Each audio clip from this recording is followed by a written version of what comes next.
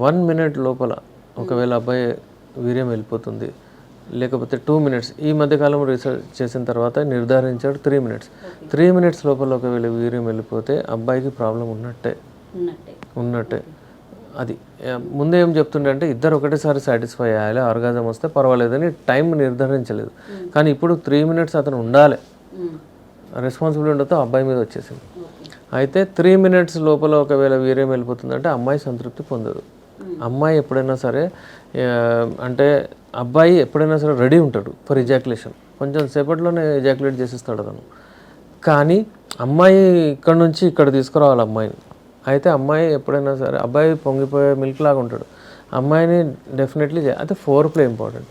ఆ 4 ప్లేలో గడపాలి, అమ్మాయిని ఆ స్టేజ్కి తీసుకురావాలి. దాని తర్వాత ఇద్దరు కలిసి ఎప్పుడైతే కలుస్తారో పెనిట్రేటివ్ స్టెప్స్, అంగాన్ని యోనిలో ప్రవేశించిన తర్వాత అతని టైం స్టార్ట్ అవుతుంది. ఆ టైం 3 మినిట్స్ పైన ఉండాలి. యావరేజ్ టైం 5 to 7 మినిట్స్ ఉండాలి. లేకపోతే అది శీఘ్రస్ఖలనం, టైమింగ్ ప్రాబ్లం. అమ్మాయికి సంతృప్తి ఉండదు. అబ్బాయి అయితే ఎజాక్యులేషన్ అయిపోతుంది, ఎంజాయ్ చేస్తాడు, పక్కకు జరిపోతాడు. కానీ అమ్మాయి అలాగే ఉండిపోతుంది. దీంట్లో కూడా డిస్ప్యూటెడ్ మ్యారేజెస్ చాలా ఎక్కువ అవుతాయి. దానికి కూడా యునానీలో బెస్ట్ మెడిసిన్స్ ఉన్నాయి మనవి. ఒకవేళ మీరు ఇంట్లోనే రెమెడీస్ లాగా ఏదైనా ఇంప్రూవ్ చేసుకోవాలనుకుంటే అగైన్ నేను చెప్తాను, కీగల్ ఎక్సర్సైజ్ చాలా ఇంపార్టెంట్. కీగల్ ఎక్సర్సైజ్ అంటే అది అంగానికి బలం ఇచ్చే ఎక్సర్సైజెస్ ఉంటాయి.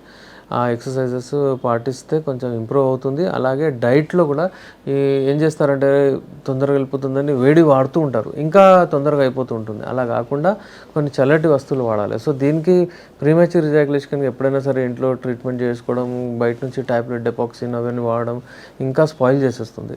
ఇమ్మీడియట్లీ మీరు ఏదైనా క్వాలిఫైడ్ డాక్టర్ కాంటాక్ట్ చేస్తే కంట్రోల్ వచ్చేస్తుంది.